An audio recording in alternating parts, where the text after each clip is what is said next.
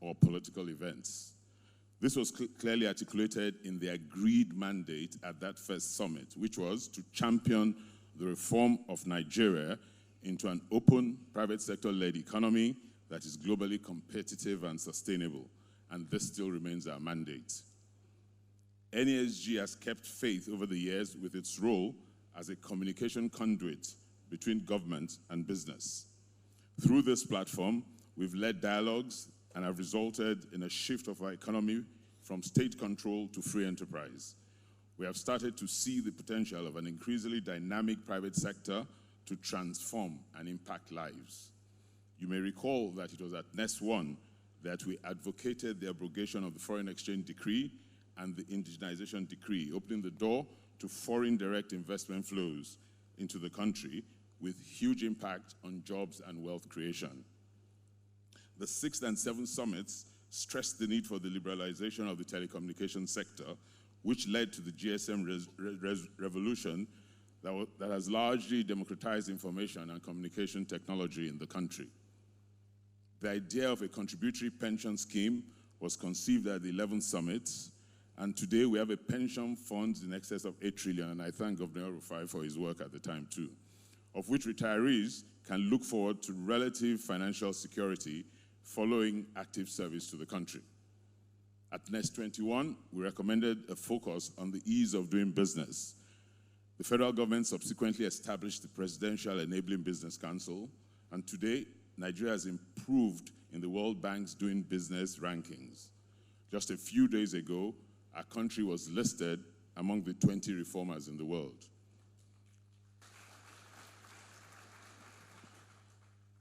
Please, I think we should clap on this thing. Thank you.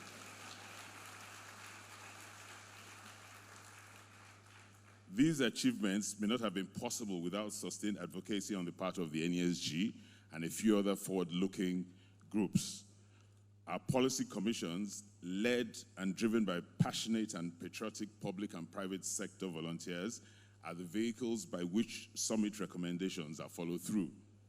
They engage with ministries, departments, and agencies of government to bring about change.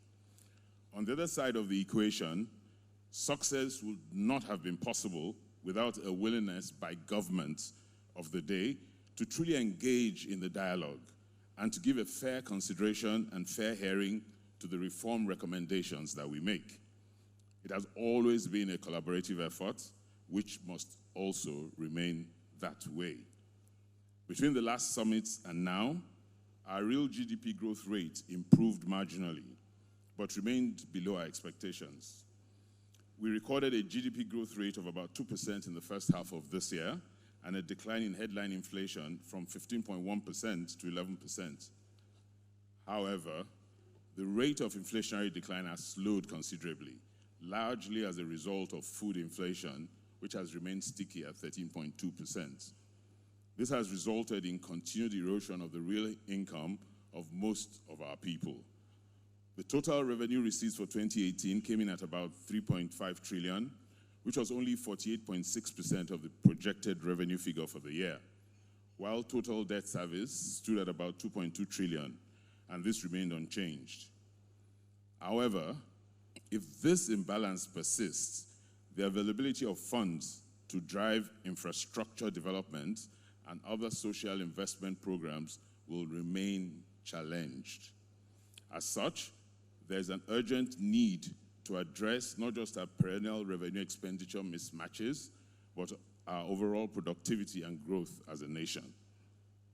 Mr. President, sir, distinguished ladies and gentlemen, the world, which was described by Klaus Schwab, founder of the World Economic Forum, who at the time in 2005 coined the term Fourth Industrial Revolution, is a world in which individuals manage their lives by moving between digital domains and offline reality. They now use connected technology. It's a world where green energy takes over from fossil fuels as a primary energy source, where robotics, artificial intelligence, blockchain, 3D printing, wearable technologies, and neurotechnologies transform the way we live. and smart cities with electric and self-driving cars become the new normal. Not too long ago, all of that seemed like science fiction or movies, science fiction movies. But that's the world of today. And that world that was described in 2005 is now here. Aside the global shifts that demand our attention, our country is also changing internally. Despite rising poverty rates, our population growth continues at a trajectory that should be a cause for concern and a cause for decisive policy measures. The United Nations projects that our population will double by year 2050 to about 410 million. And we will then become the third most populous nation in the world, behind China and India. Basically, our population is projected to grow by a little over 3% per annum. If these projections are true, and it does seem realistic, GDP must grow at least that much year on year for us to just maintain our current GDP per capita. And this is without accounting for inflation. So clearly, we do not have the luxury to wait. Our current GDP per capita, even at zero inflation on its own, and more so when we factor in wealth distribution disparities, is not a metric we can afford to have stand still. We at the NESG are convinced that only consistent and inclusive economic growth, underpinned by a competitive, private sector-led productive economy, can move us toward real progress. By 2050, sir, majority of the country's projected 410 million people will be under the age of 35. We therefore need to confront our realities and craft a new national agenda that will proactively and urgently drive inclusive double-digit growth and development over the next 3 decades. It sounds daunting, but it's not impossible. It has been done before by others in situations not too dissimilar from ours. But it's never done by accident. It must be planned strategically. The kind of economy we require that will earn us a seat at the table with regional and global giants must be both deliberate and audacious. If we plan to just survive or maintain our current trajectory, we will have sacrificed the futures of a large number of the world's future inhabitants on the altar of inertia. But if we plan to thrive and excel in this new world that is emerging, we can work to restore glory to our country and lead this continent to a place of relevance in tomorrow's economy. Singapore did it, South Korea did it, China did it. Radical transformation is possible. Destinies can and do change. All it takes is concerted effort, the urgency of now, and the will to change. Sir, the theme for this year's summit, Nigeria 2050 Shifting Gears, is deliberately set against this background, with a focus on setting a new agenda tailored to Nigeria and defining the path we must collectively tread as we usher in the fourth industrial revolution.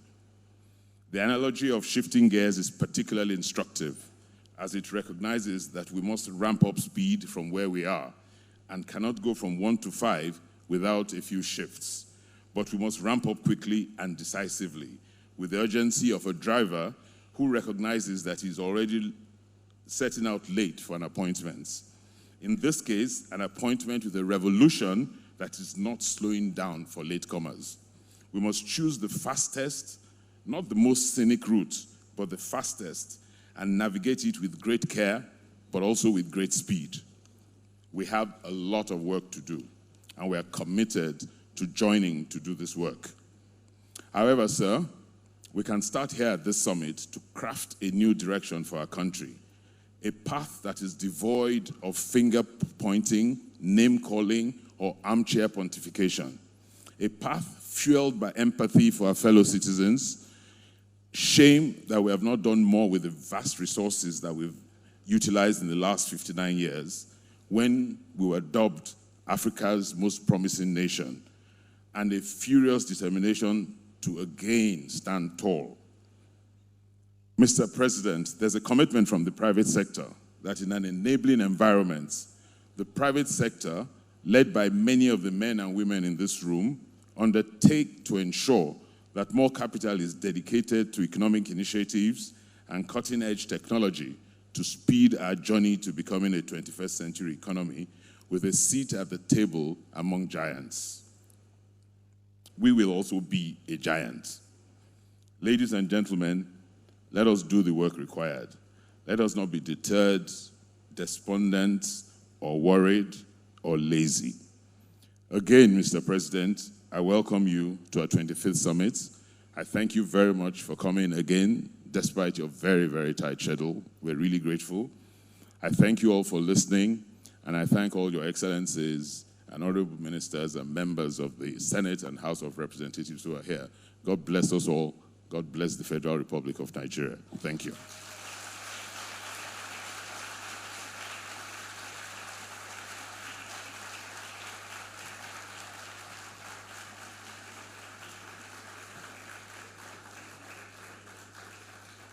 Thank you very much. So without much ado, let me welcome here the Honorable Minister for Finance, Budget, and National Planning. Please join us and welcome Mrs. Zainab Ahmed.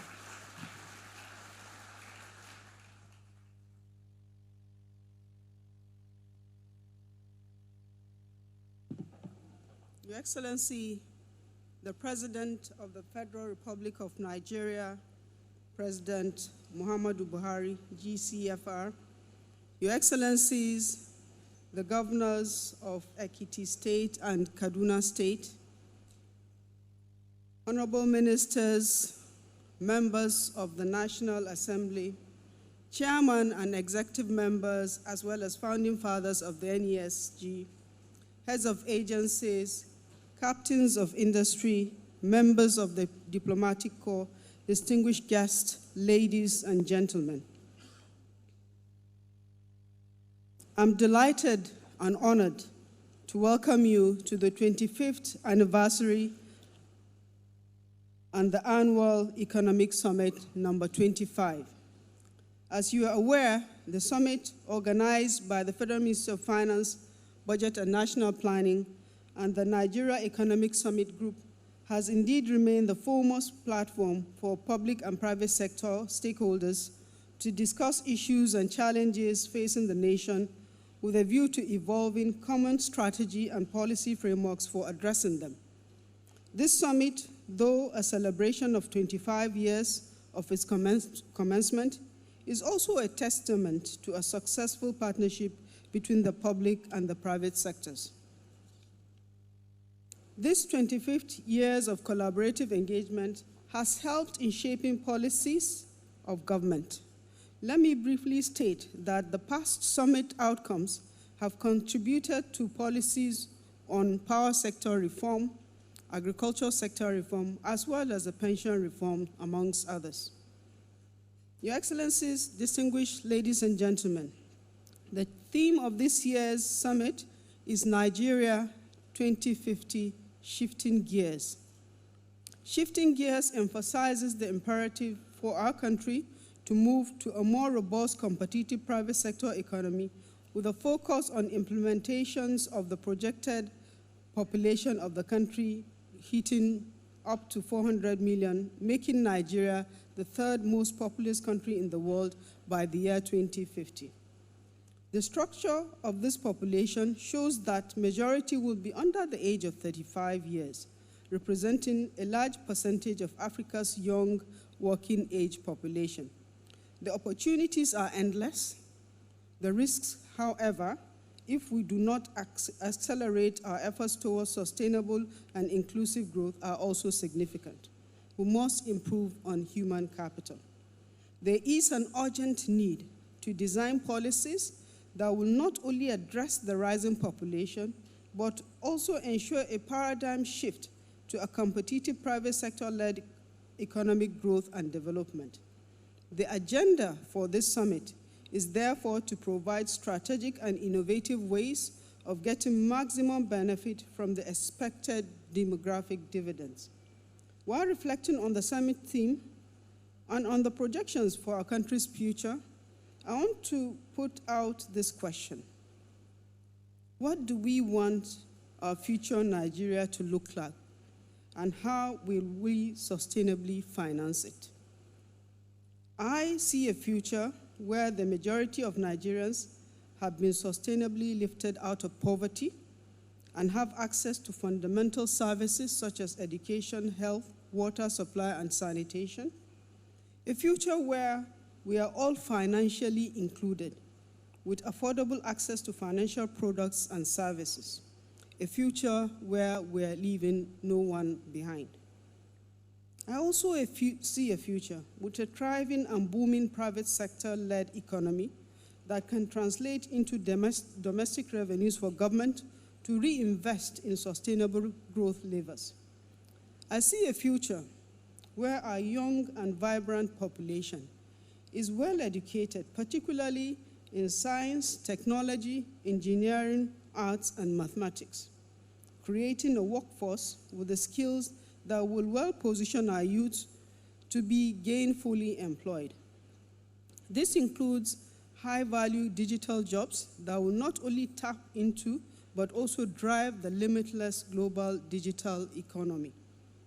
I see an advanced high-technology manufacturing sector that is globally competitive and can ensure value addition for natural endowments in raw materials. I see a safe and secure environment where people and businesses move freely and fearlessly to go about their trade, their work, and their daily activities. This future that we crave for will not be created by luck. Neither will it be created by the federal government or the state governments alone. It will require collective action by all stakeholders, including citizens as well as the private sector. As we all know, the private sector has a critical role to play. This future will require comprehensive targeted reforms. It will require tough decisions and radical shift in the current culture, including attitudes towards taxes and public finance. Just as the saying goes, no pain, no gain. I must say that the journey will be painstakingly tough and will require sacrifices on all sides, including government, the private sector, the citizens, as well as other stakeholders. The future requires huge financial investments on multifaceted physical as well as social areas by both the federal government, the state governments, and local governments to be able to provide quality, useful, accessible, affordable education, healthcare, transportation, housing, electricity, and water. Additionally, we must be in a position to provide digital connectivity and innovation and rise above the tide of disruption from the fourth industrial revolution that is springing on us. The outputs of the 25th summit will be critical towards co-creating the Nigeria we envisage and the Nigeria we all deserve. They will aid government in developing and implementing the next generation of plans towards the implementation of the current 11 government priorities. These priorities include macroeconomic stability through coordinated economic, monetary, and fiscal policy, 2, fighting corruption and improvement in governance, 3, improving health, education, and productivity of all Nigerians, 4, ensuring energy sufficiency, 5, ensuring sufficiency in the petroleum products sector, and 6, improving transportation and other infrastructure. It will also include the drive towards industrialization, focusing on micro, small, and medium enterprises. We need to also improve security for all citizens. We need to continuously work to enhance agricultural self-sufficiency to achieve food security. We need to enhance and improve on the social inclusion program and scale it up to cover more people. We need to improve access to mass housing and consumer credit to enhance financial inclusion. Within all of these 11 priorities, the Federal Ministry of Finance, Budget, and National Planning is integral to the achievements. Integral to the achievements of our collective goals under the 11th priority is the need for a significant push towards mobilizing domestic revenues and the prudent management of emerging fiscal risks. The Federal Ministry of Finance, Budget and National Planning is focusing on enhancing revenue generation, revenue collection, as well as monitoring, particularly through a continued implementation of the strategic revenue growth initiatives, the ongoing reconciliation of the monitoring of revenues by the Presidential Revenue Monitoring and Reconciliation Committee, the review of current tax laws, and the development of targeted fiscal reforms to coincide with the annual budget cycle. And 4, the development of innovative ICT solutions, such as the ministry's Project Lighthouse. This Project Lighthouse is aimed at leveraging and mining big data to enhance revenue tracking to inform decision-making. On tax laws, we recently constituted a National Tax Policy Implementation Committee, which has been reviewing various tax laws and has currently produced a single draft finance bill to support the federal government's 2020 proposed budget. We plan that going forward, the annual budget will always be accompanied by finance bills to enable the realization of revenue projections. Permit me to just speak a little bit on the 7.5% V80 increase proposal. This is in line with the recommendations of the Presidential Committee on the funding options for the national new minimum wage. This administration remains committed to increasing financing for investments in health and in education to improve our human capital development indices. Given these aspirations, the government has been compelled to review all our fiscal policies, including a proposed increase in the V80 rate. Nigeria's V80 rate as a share of GDP has declined from 1% in 2023 to 0.8% in 2018. This is significantly below the median of 5% of GDP in other comparator African countries. Nigeria's low VAT to GDP ratio is attributable to the low nominal rate, which is now at 5%, the lowest in the African region. And in the African region today, the average VAT rate is 16%. Furthermore, the efficiency of the VAT collection is today at 0.2%, well below the African average of 0.33%. The proposed VAT increase is likely to impact more on consumption by urban communities and the wealthier sections of the population than on the poor. There is still exemptions from VAT on food items, on health items, as well as on education, and several others. The Ministry of Finance, Budget and National Planning continues to work closely with the monetary authorities to tighten to close the gap between the fiscal and the monetary policies. We also are working to ensure that financial inclusion continues to be prioritized. For the past 4 budget cycles, 500 billion naira has been programmed and has continued to be implemented. The same provision is made in the 2020 proposed budget. Additionally, we continue to prioritize human capital investments, with spending in the health and education sectors getting optimal attention. We are also working to optimize management of both our domestic and global risks. We're working to increase coordination between ourselves and the monetary authorities. Finally, I want to say that we are working to integrate annual budget and medium-term fiscal strategies into a rolling medium and long-term plans. Our commitment in this area has already yielded results, as His Excellency, the President, will be presenting the 2020 budget proposal to the National Assembly tomorrow.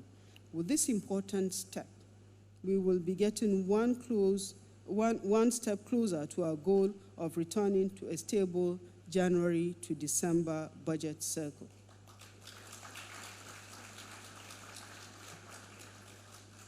Your Excellencies, distinguished guests, ladies and gentlemen, the summit program has been structured to ensure effective participation as well as robust and impactful public-private dialogue. I'm confident that this engagement will be very rewarding and productive.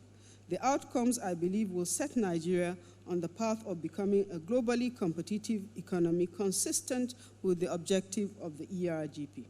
As we embark on our deliberations, I would like to share the following questions for us to reflect on throughout this summit.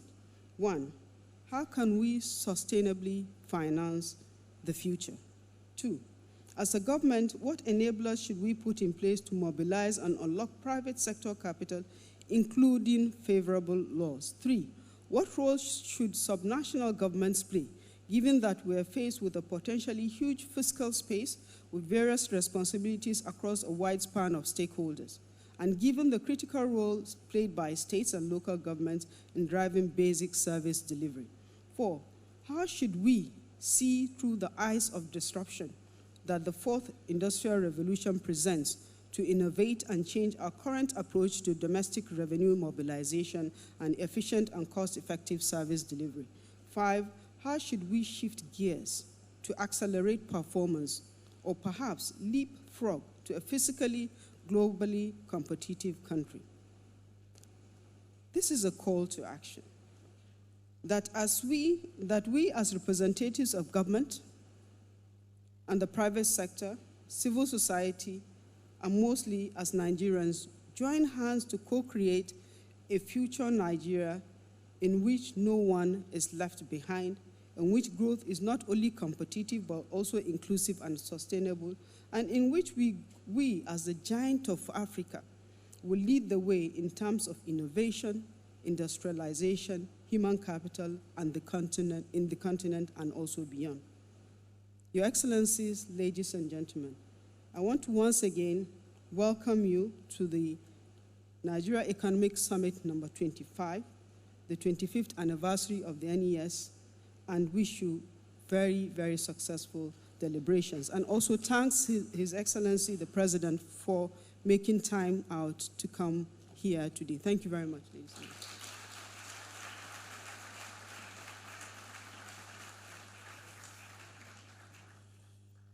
Thank you very much. Your Excellencies, distinguished ladies and gentlemen, I'd like to very quickly also welcome here the chairman of the APC, Comrade Adams Oshomole, who just arrived in our midst. I welcome you, Your Excellency. Thank you very much.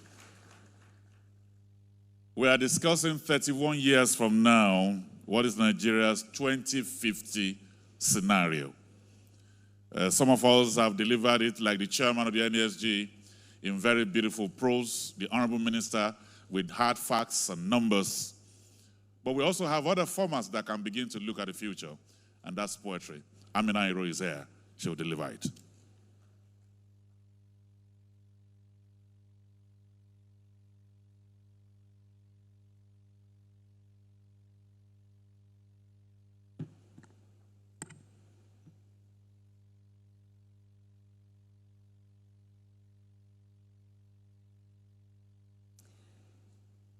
Your Excellencies, distinguished ladies and gentlemen, good morning. My name is Amina Iro. I'm a Nigerian American poet, and I'm honored to be home here today to perform a poem for you all. If home is a country, how then to move the ocean? Torrential and proud, just enough for the coast of my kin to meet the coast where I grew, to become one shore of saltwater translations. What to do with the border? Pick up the outline and snap it open like a wire, dig a stake in the ground and throw the other end to you, squeeze the land together to create a blank map for the first time in a long time. Where would you choose? Or choose to be like, with the whole world in view? If home is a country, how would you define a people? Count until the end of your numbers and then start the future there. Can you imagine? If I build a house here today, will you still be my neighbor? Will you help me till the land, level and even for the next of us, so that they may have a place to call their own and roots to tend? Will you help me ready the shore for a wave that carries justice like a new language? Generation rising, we need only to listen. If youth are the future, then future soon come. Harmattan blows swift and strong. New air lay crisp in our lungs. What a wonder it must be to learn the world while wielding the power to change it. For everything to be an education, to be amazed and jaw-dropped and gobsmacked more often than not. To see the wounds that men have carved into the earth and want fiercely to be the salve. If home is a country, then we know that each person is a pillar at their very own height. And we know that a building cannot stand tall without its foundation. So why not learn in the classroom and the community? Why not education and employment be the standard? Why not women and girls to the forefront? Why not more people, more for all? If my voice and your voice call for the same thing, booming across the skyline from city to village brush, then are we not a people? Is this not our country too? There is no place I have been that did not know well of Nigeria. From Brooklyn to Cape Town, Cambridge to Toronto, they know of the pride that we wear like an armor and the hurt that lies just beneath it. My people, it is time to rebuild, to fortify the nation 59 years strong and usher in the sweet songs and drum beats of 60 and 70 and 80, knowing that we did our part to lay the bricks even and smooth, to insulate the walls with knowledge and the means to obtain it, that we built this house big enough for more people and more for all.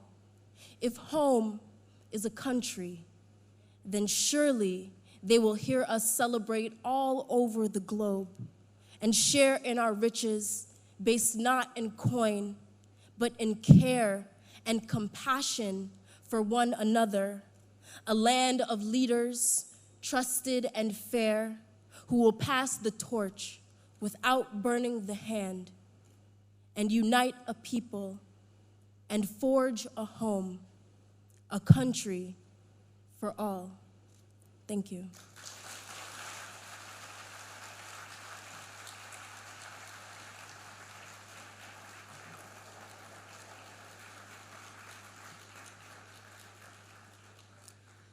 Amina Iro is a graduate of neurobiology and creative writing. Her accent is American, her dress and her name is Nigerian, but her thoughts belong to the future. Let's put our hands together one more time.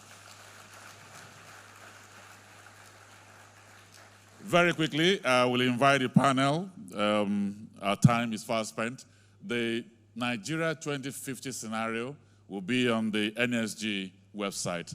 We can access it and enjoy it. But let me quickly welcome here our moderator, Dr. Victor Oladokun. Another panelist, Mrs. Ibukwa Woshika, Chairman, First Bank, and Engineer Masru Ahmed, President MAN, to please step forward here for the first panel discussion.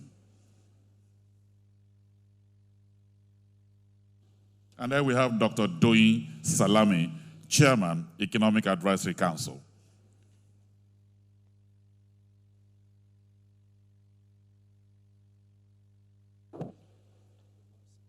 So, Doctor, over to you.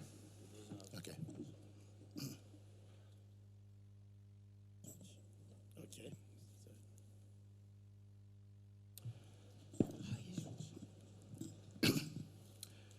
Your Excellency, President Muhammadu Buhari, distinguished ladies and gentlemen, welcome to this opening plenary of the 25th Nigeria Economic Summit, coming live to you from the Transcorp Hilton right here in Abuja. My name is Victor Oladokun. I'm the Director of Communication and External Relations at the African Development Bank in Abidjan. It's a wonderful, wonderful pleasure to be back home and to be the moderator this morning. Permit me to say that just after listening to Amina and that poem on home, which I trust will become a classic for us here in Nigeria, I think we can all go home and ruminate over what's been said. The job is almost done. Well, over the next few minutes and over the next few days, we're going to be looking at a number of intersecting solutions related to Nigeria's sustainable economic development and prosperity. But during this session, we're going to be taking a look at the theme, competing with giants. The last time I checked, nobody takes on a giant without first doing their due diligence, getting the correct information, intelligence, and determining what skills and strategies and firepower are needed in order to take on the giants. We have a stellar panel here, and I do want to begin, first of all, with the gentleman to my right, Engineer Mansour Mohammed, who is representing Aliko Dangote, who cannot be here unavoidably. Welcome to the panel. Thank you. I think if there's anybody who can help us decipher the way forward, as president of MAN, you're very well suited to do that, so welcome to our panel. Thank you. Our next panelist is somebody who also is not, she's quite used to taking on giants of her own, if I can say that. She's a businesswoman, she's a motivational speaker, and she's also an author. More importantly, she is the chairman, and I use the word chairman, not chairperson, chairman of First Bank of Nigeria, the first woman in the history of Nigeria to man that position. Mrs. Ibukwa Woshika, welcome to the panel. Thank you very much. And to her right is the newly appointed Economic Advisory Chairman, Economic Advisory Council Chairman, Mr. Doyin Salami, actually Dr. Doyin Salami, who is going to be playing a very pivotal role in positioning Nigeria in the years ahead. Well, here we are talking about industrialization and education. This is the focus of this particular panel today. So, somebody once said, the future started yesterday and we are already late. Given the exigencies of time, let's get started. I'm going to give each one of you, starting with Engineer Mansour first, 90 seconds to address this very, very quick question, which can help us set the context.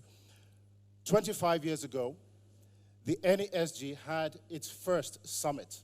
And during that summit, we actually talked about what we can do to radically transform industrialization and education in Nigeria. Here we are, 25 years later, on the same platform, having the same conversation. What is it that we need to do to ensure that we make leaps and bounds in our progress, that we join the giants at the table, and that we're not having this same conversation 25 years from now? Engineer Mansour, I'll start with you. 90 seconds. You're on the clock. Thank you very much, Dr. I think what we need to do, you have identified some of the issues in your opening remarks. But I think we need to go beyond those issues. If we're going to unlock and transform this economy, we must do bold things, audacious things. I do not think we can achieve getting to the table of the giants by doing things in small steps. I think we must be bold.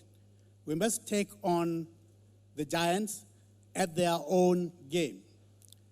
Secondly, this must be done particularly by our private sector with the support and encouragement of the public sector.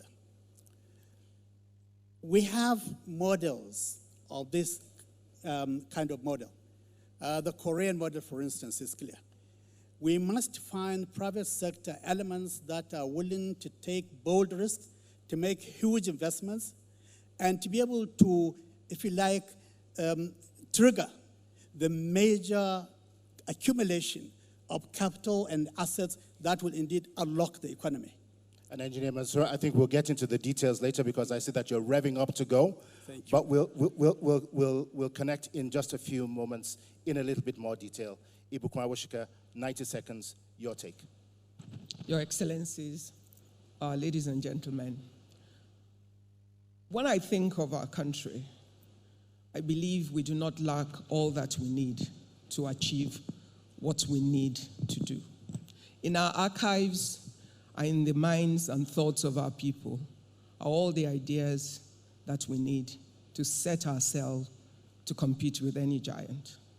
What we must find is the way that the things that we know we must do, that we actually find the courage, the audacity, and the boldness to commit to it, to execute it, to fight to protect it from politics and everything else that can disrupt it, and to stay with it, knowing that we do not do it just for us for this time and this season, but whatever we do for the future of our country and for our children.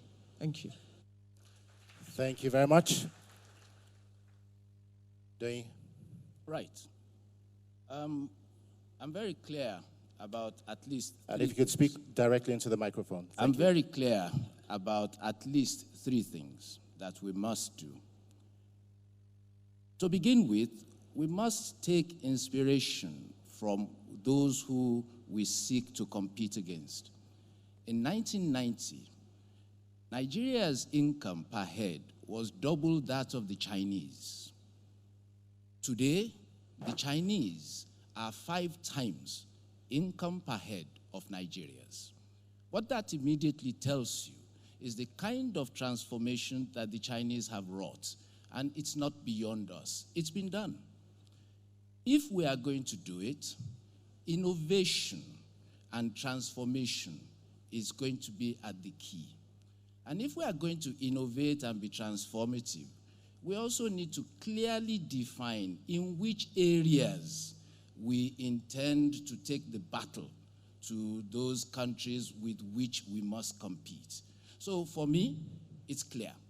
We must not be afraid. It's been done, and increasingly in shorter time spans. Secondly, we need to be very clear where it is that Nigeria wishes to compete and set the journey quickly. And thirdly, that journey of being competitive has got to be based on very innovative and transformative ideas. Anything different doesn't take us where we must get. Thank you very much. Ladies and gentlemen and members of our panel, I grew up in a Lagos of 1.5 million people. That was many, many years ago. And back then, we looked forward with great anticipation to where we would be as adults. Well, here we are now. Yesterday seems not too long ago. The future looms. Here in Nigeria, we tend to have a tendency, a penchant for saying, we hope and we pray that tomorrow will be different. But hope is not a strategy. Now, having said that, it takes hard work. The fact of the matter is, there are, to my mind, 3 scenarios that are before us. And I'm going to come to Ibukun Awosika first to take us off on this, point here. The first scenario, and scenarios simply are an accumulation of our actions, our utterances, our inactions, our policies, and the budgets that we put into what it is that we want to see happen. It's also about our culture and our willingness to live together as one. So the scenarios that I see in front of us are as follows. Status quo. In Yoruba, we would say, Damfo Gedigbe. In other words, things remain the same. The second scenario is collapse and breakdown. If we listen to the pundits, to the media sometimes, one gets the impression that Nigeria is on the brink of collapse. We know that that is not the case. Some would call that scenario jaga jaga. The third scenario is the Nigeria of our dreams that every single one of us aspire to. Considering that hope is not a strategy, what is it that we must do practically to ensure that the Nigeria of our dreams becomes a reality? Thank you very much. I think first and foremost, we need to articulate what our actual position is. And in articulating our position, we must consider the part that everyone has to play in it and cover the interest of every part of the country in a way that we can all feel a sense of commitment and belonging to that strategy that we articulate will cover every one of us. Now, this isn't just articulating what will cover us as tribes. That's critical, but we can take ourselves beyond all of those kind of tribal issues and go on to commonalities that affect all of us. Every young child in Nigeria or young person in Nigeria right now wants an opportunity to get a good education and to get a job after. That's something that's common across the board. Every Nigerian parent wants to be able to afford to provide for their family. Fathers want to be able to pay for their children's education and feed their family. Mothers want to know that if my child is sick, I can get proper medical help for them as is needed. We all desire the same things. If we take out our differences, which can be our strength because of the diversity of our nation, then we realize that we want the same things, and our commitment to work together with all levels of our governance to achieve it becomes achievable. But in doing that, we must then plan it in stages and decide exactly what we have the capacity to do now without losing sight of the future. You know, one of the major things we need to do, we must consider that every educated mind becomes an asset to the nation. Every skilled and empowered person becomes an asset to the nation. Every healthy and enabled adult becomes an asset to the nation. Every educated mind is an asset to our political system, because you cannot sell true political strategy to an uneducated mind that cannot even appreciate the purpose of what you're saying, and therefore can be disrupted, diverted, or confused by people with their own agenda. So we have more that binds us together to seek a unified and common position and empower ourselves in a way that we can achieve our goals. We have too many things to offer from every different part of our country. But we must also have a political system that serves the interest of the nation and not the interest of individuals. And I think that's part of, when it's a process, we're in progress, things are getting better, things need to move faster and get better. We need to create systems, and we need to have strategies that we can protect from continuous change, because flip-flop of policy. I'm going to give other members of the panel, so if you could just wrap up your thoughts in 10 seconds or 15, we'll move on to the next panelist. I do apologize. No, it's not a problem. Important thing for me is this: one nation, one people, same goal, commitment, and putting action behind it so that we can build the nation of our dream. Thank you. And I do apologize for cutting you short. We basically have less than 20 minutes on the clock, and there's so many bases that we still need to cover. So, recently the African Continental Free Trade Agreement came into being. Nigeria, South Africa came late to the party, but have now signed on to it. But there still seems to be some misgivings in Nigeria, particularly coming from the Manufacturers Association of Nigeria. Now, it has been said that lionhood is not conferred on the lion. It is a title that is earned. So my question to you, Mansour, is this: shouldn't other countries, the dwarfs as it were, be much more concerned about the giant that is Nigeria than the other way round? What are your concerns about the African Continental Free Trade Agreement? Well, first of all, let me explain that the concerns expressed by the Manufacturers Association and their members is not a concern about the possibility of failure. It's a concern about being ready, about being able to identify how you are going to address the African Continental Free Trade Agreement. What will it take to be ready? What will it take? It is a concern about understanding your trajectory. The intention of man when we raised those concerns was to say, we need to know. We do not want to get into this arrangement without knowing what we're going to do with it. And this has happened before. And we're very delighted that, in fact, the president did, in fact, see with us in this regard. And said, let's go and find out what are the risks, what are the issues, what are the possibilities, what are the opportunities, and how can we actually capture these opportunities and mitigate those risks that are likely to arise. Now, other countries, you call them the dwarfs, probably didn't have a care in the world what it is, because their situation is not going to be any worse or much better unless they know that Nigeria is indeed playing the game and playing it right. And I think what has happened since March was clear. His Excellency, the President, set up a team to actually look into these questions and engage Nigerians across the board. There was a huge stakeholder consultation that led us to a very clear understanding of what we need to do. Yes, there's absolute no doubt that the African Continental Free Trade Agreement... What would the three top things be that we need to do? First, in order for African Continental Free Trade Agreement to trigger the trade revolution that we require, it must trigger three other revolutions. It must trigger an agricultural revolution, it must trigger an industrial revolution, and it must trigger an infrastructure revolution. And indeed, that's the finding of the committee that the President had set early in the year. And I believe that if we indeed identify and prioritize on these three issues, then indeed we stand better than any other country in Africa to benefit from the African Continental Free Trade Agreement. Thank you very much. Thank you.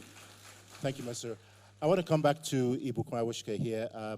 You've been very passionate about education over the years.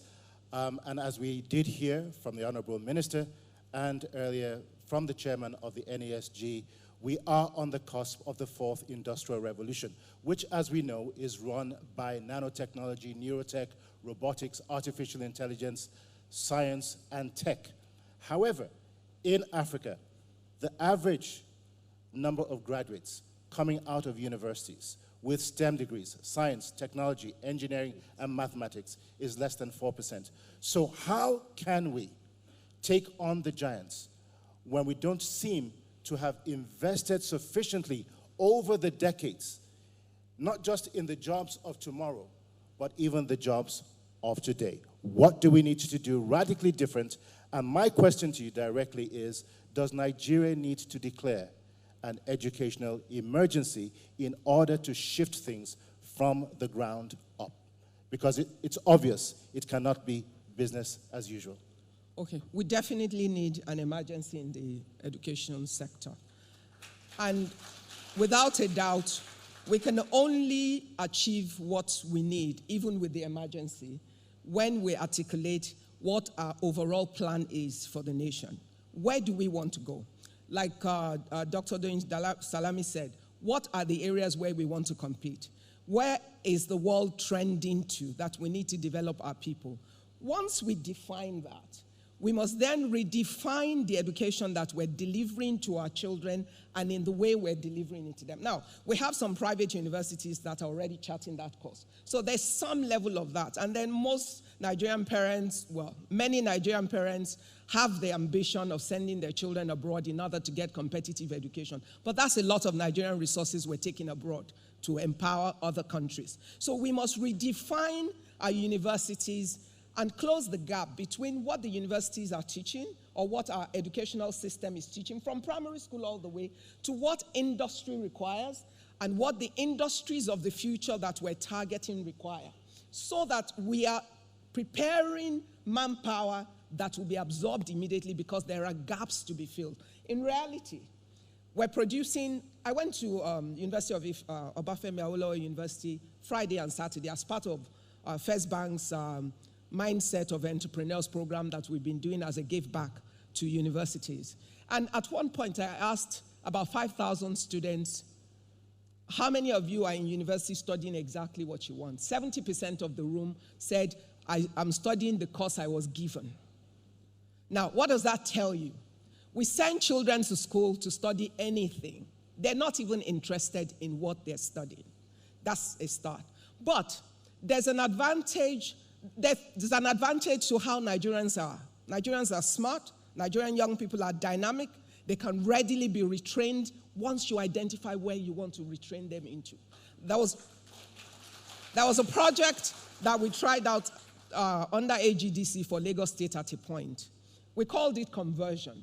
So we identified the areas where there were gaps and manpower was required. And we took ordinary graduates in different sectors. Science graduates were retrained to become science teachers in secondary school, affecting senior secondary school students in order to improve the result of the state. They moved from 7% pass level to 40-something. We took biological science graduate students and retrained them to be medical support service providers, working across all the health centers and all of that in order to deliver health education to support the medical system. It worked and it was effective. All I'm saying is, even though we've already missed the boat, we have millions of young graduates already who are already out of university. They're wrongly trained in areas that we do not need. But we can have a deliberate plan we need nurses as a country. But you can have a 1-year program to convert biological science graduates into nurses to fill the gap that we need.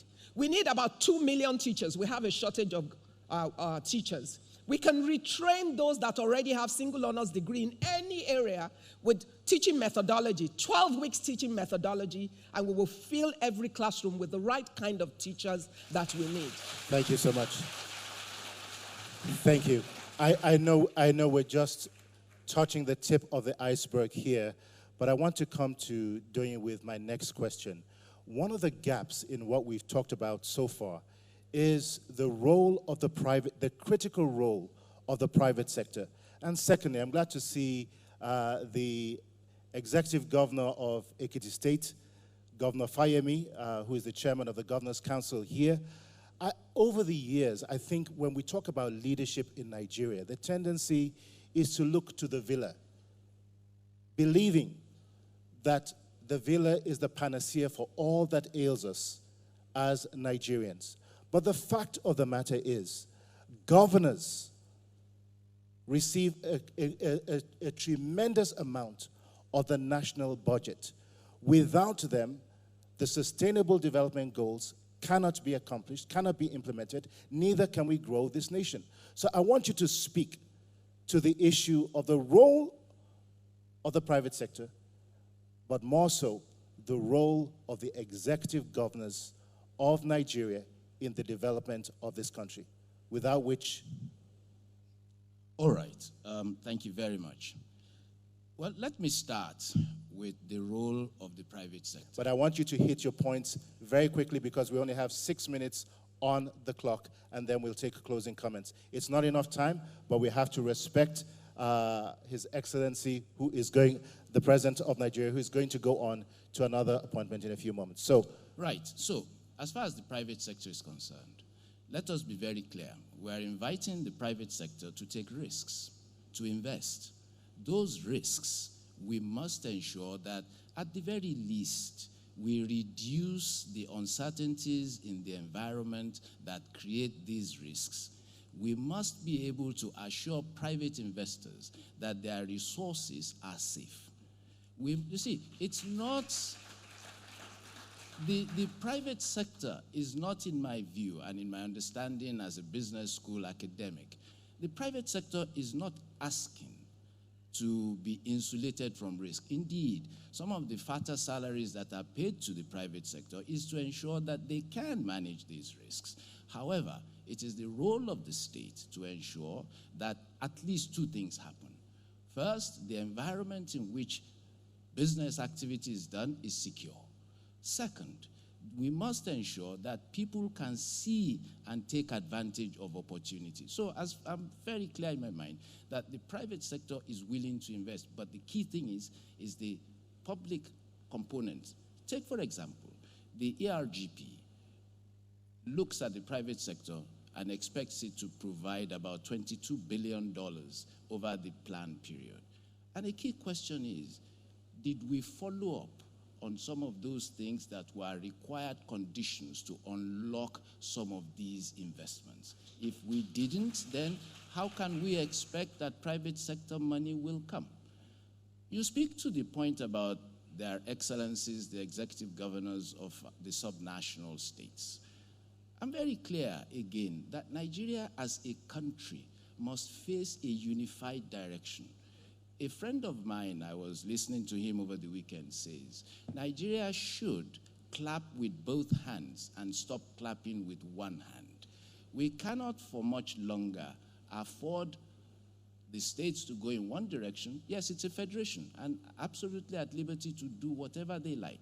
However, as a nation, if we are going to be competitive, as a nation, if we are going to be inclusive, and let me make that point very emphatically, Nigeria cannot, with the prospect of 400 million people in 30 years' time, afford to build an environment that is not inclusive. I cannot say no one left behind. Some, but it must not be many who may be left behind. That point about inclusion is going to have to be at the heart of our economic development philosophy. But let me also make it clear that the governors have, and there are institutional arrangements, the National Economic Council, there are many opportunities for a harmonization. But at the heart of it for me, Nigeria must clap with both her hands, which means that at both the federal and subnational levels, the direction and the ambitions must be the same. Thank you very much. Day, in closing, my personal definition of visionary leadership is to anticipate the future long before it arrives, and the ability to take a people on a journey that they would never otherwise have embarked upon. I just want to give you 60 seconds each to articulate just one thing that we must do as a nation to position ourselves at the seats of giants in the fields of industrialization and education. I'll start with Engineer Mansour first, come to Mrs. Ibukunwa Woshika next, and then Dr. Doyin Salami last. Thank you very much. 60 seconds. I think Doyin started his comments earlier on by identifying the need to prioritize. Yes, I believe that we cannot play, we cannot compete with the giants on all fronts. We must identify those areas that we can indeed compete. Now, believe me, there is already an era in which we are already sitting with the giants on the same table. Today, the Dangote Cement Group is probably among the 10 largest cement producers now. There is no reason why we cannot identify similar sectors, create the conditions for such sectors to compete, and indeed encourage those that are investing in those sectors to grow and compete with the giants. On the education, I believe that apart from basic education, I think we need to build skills and higher education. First of all, there is no reason in my mind to believe that we can continue to move forward in a trickle manner.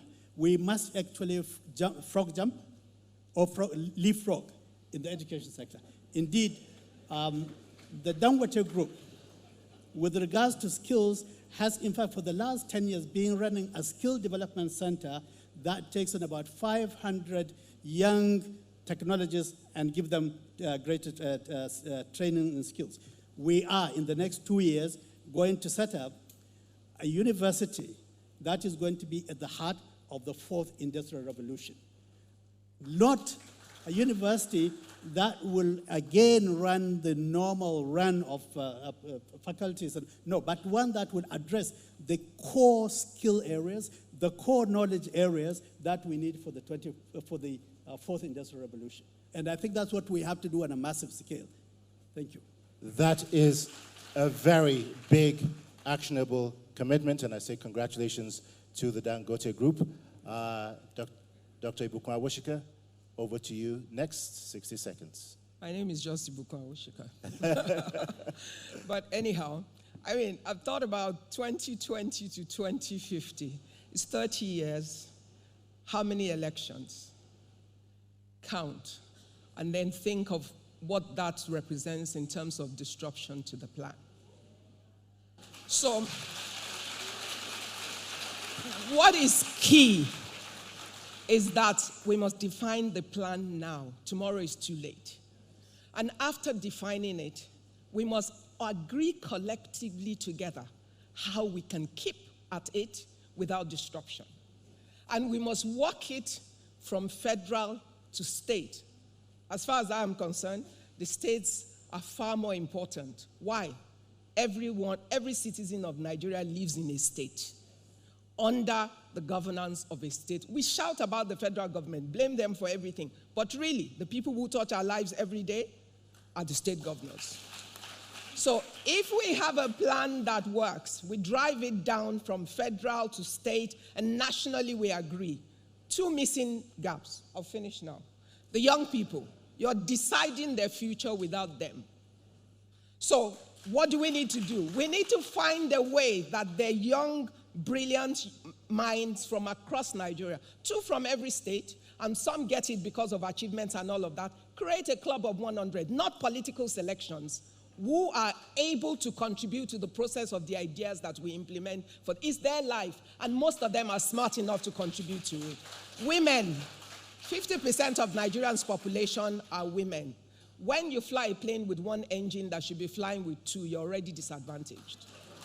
So it doesn't matter how hard our men work. We will kill them and overwork them trying to make sure they provide for 100% of the population. So our latent asset are young people and our women. When we develop that strategy, we must cover that inclusiveness so that every one of us is put to work for this nation to achieve the goals that we've set for 2050. There can be slackers. Thank you. Thank you very much, Ibukun Awoshika. And last but certainly not the least, Doyin Salami. 60 seconds. Well, with regard to industrialization, the government needs, in my view, to do 2 things. In many dimensions, simply get out of the way. In other dimensions, do what is done in other parts of the world to stimulate investment. It's about investment, it's about entrepreneurship, it's about risk-taking, it's about job creation, and at the heart of it, it's about prosperity. That's on industrialization. On education, Nigeria must look at the top and at the bottom. And let me start at the bottom. We cannot, for much longer, continue to have the world's highest number of out-of-school children. We cannot, for much longer, continue to ignore the challenge that inclusion places. Education, the investment in education, whether it is out-of-school children, whether it's the girl child, in my view, a massive program of basic education is at the heart of what we will do, have to do in order to make progress. But remember I said, at the top and at the bottom, the world is now about knowledge. It's not about brawn, it's about brain. We cannot for much longer continue to treat the education sector as where you dump those who have no future or nowhere to go. All right. We really must understand the importance of science and the investment at the top that needs to be made in science. Thank you. Thank you very much, Doyin Salami. Ladies and gentlemen, kindly give a very warm applause to this stellar group of panelists who certainly have lit a spark here at this panel. We want to thank His Excellency President Muhammadu Buhari for graciously being here during this opening plenary, for taking time out of your very, very busy schedule. Ladies and gentlemen, thank you very much for being a wonderful audience. My name is Victor Ladukun, and it's been a wonderful pleasure being your moderator this morning. Thank you, and God bless you.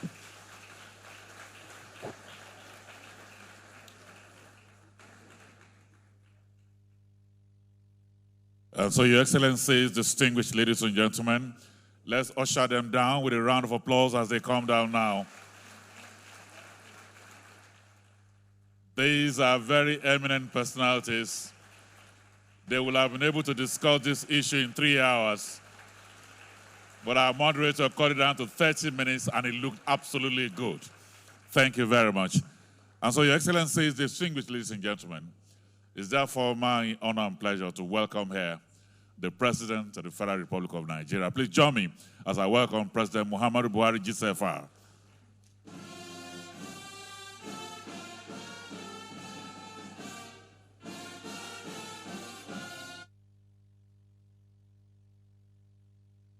Please sit down. Thank you.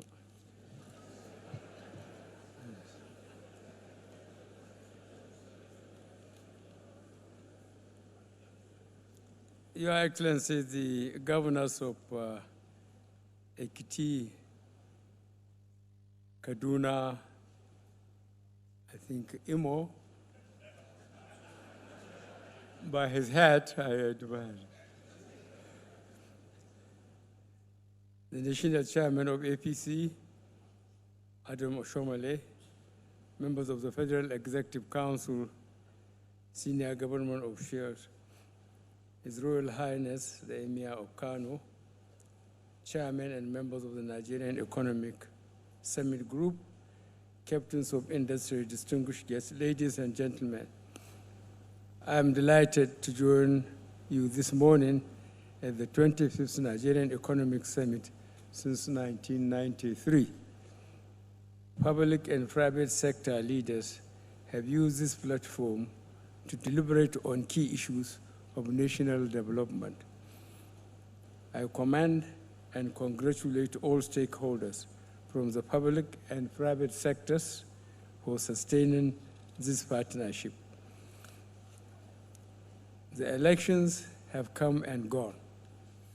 Our country once again has shown the world that we can choose our leaders in peaceful and orderly manner. Apart from a few pockets of unrest, majority of voters exercise their civic rights without hindrance. Furthermore, we also saw an increase in the number of aggrieved candidates and supporters who took their concerns and grievances to the courts as opposed to the streets. This is how it should be.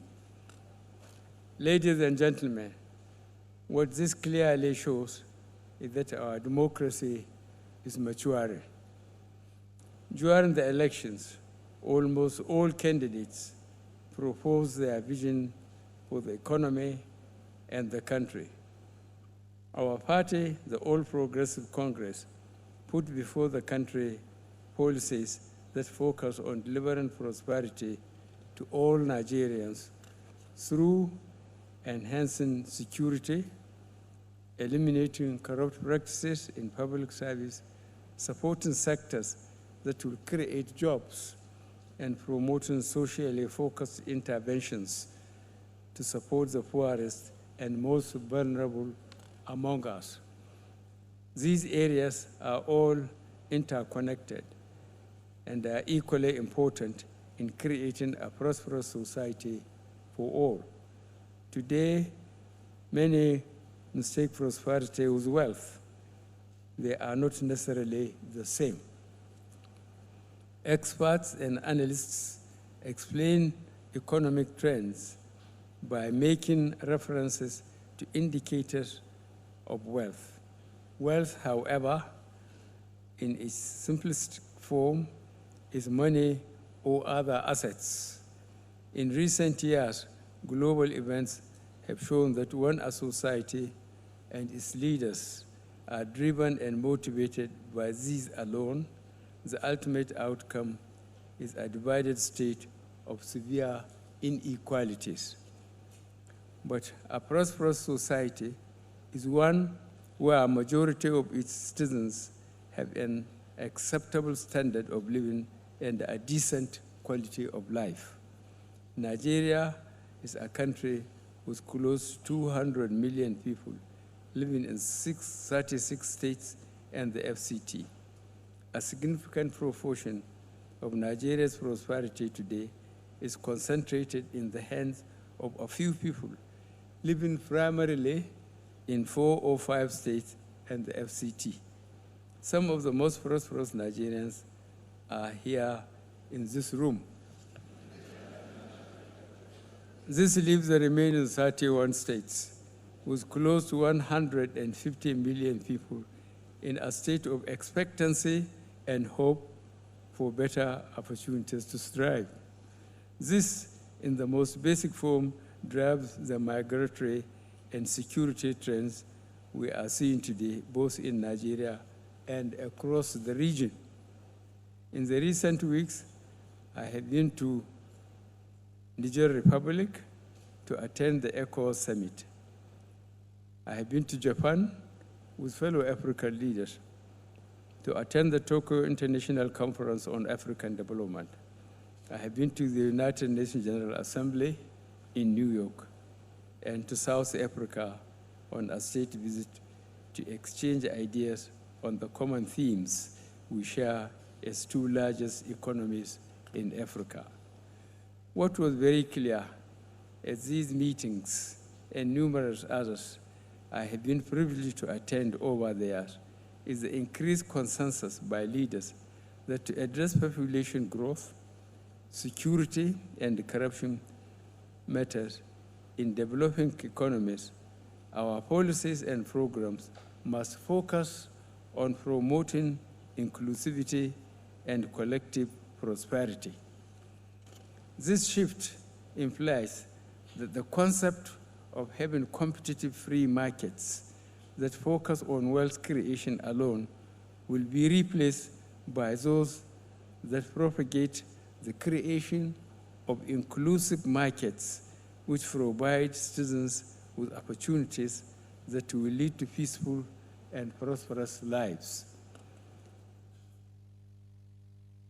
Recently, in a book about the financial crisis written by 3 leading United States policymakers who are advocates and true believers in the power of free markets, the authors also highlighted the need for the invisible hand of the market to work side by side with the visible hand of government to protect businesses and create opportunities for citizens. Our economic policies in the last 4 years focus on the need to uplift the poor and the disadvantaged and encourage inclusivity. This year's economic summit focuses on what Nigeria would be in the year 2050, when many studies estimate our population will rise to over 400 million people. As a government, our view is to equip our citizens with the means to seize any opportunities that may arise. This means we will continue investments in education, healthcare, infrastructure, security, and strengthen and entrench the rule of law. I am informed that this year's summit has identified key job-creating sectors such as agriculture, manufacturing, ICT, creative industry, and extractive industry as focus sectors. I am also told that your deliberations will focus on unlocking capital through our financial services sector to actualize the opportunities in these sectors. In your deliberations, I would request that your proposals are productive, inventive, and innovative, keeping in mind that Nigeria's unique challenges can only be solved by made in Nigeria solutions. As a government, we very much look forward to our continued collaboration with the private sector in designing and implementing developmental projects that will keep Nigeria on track for sustained, inclusive, and prosperity-driven growth. It is now my pleasure to declare the 25th Nigerian Economic Summit open, and I wish you very fruitful, robust, and productive deliberations. Thank you, and may God bless the Federal Republic of Nigeria.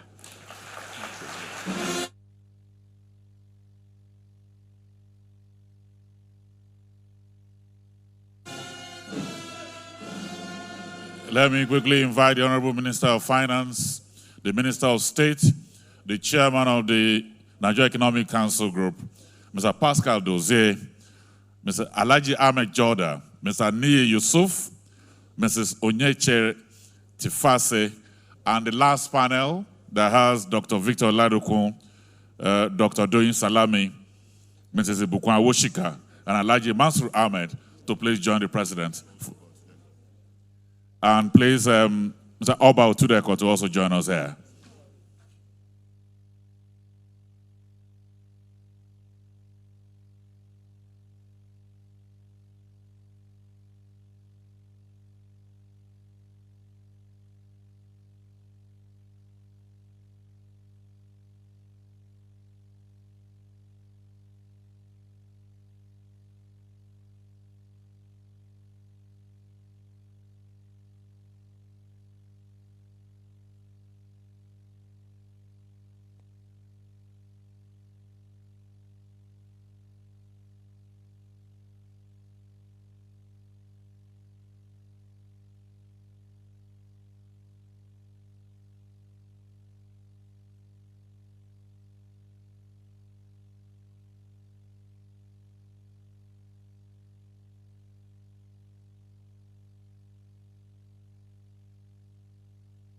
The National Anthem, please.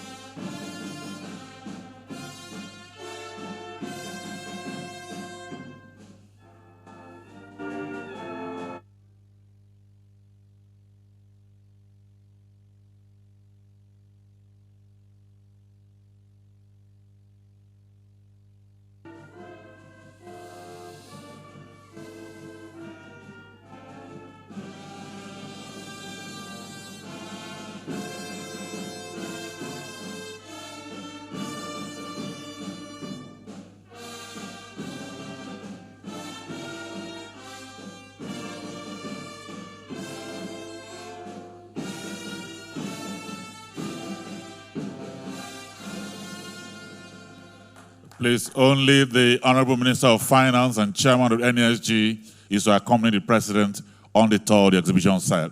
The rest of us, please, let's take our seats.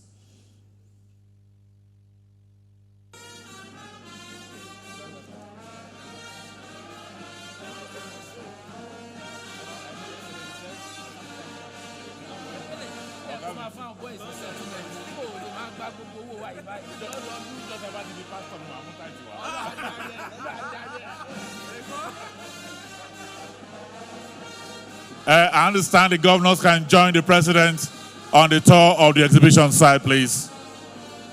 The governors can join the President now.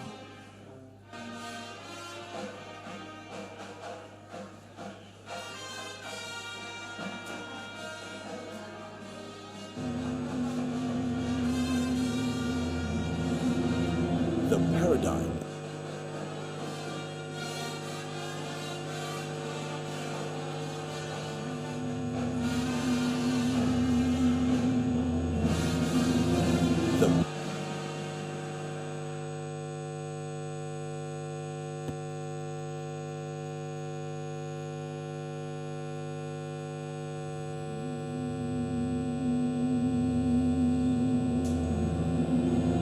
The paradigm has shifted.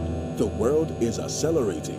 How does a country like Nigeria withstand tectonic shifts all around it? How does a society thrive with its economy, security, and lifestyle under constant disruption? How rapid do we have to act in a world where information is moving at the speed of light. As Nigeria's foremost economic think tank and policy advocacy organization, we have over the years made it our mandate to understand the complexities and champion the reform of the Nigerian economy. We are the Nigerian Economic Summit Group, and at NESG, all we do is in the national interest.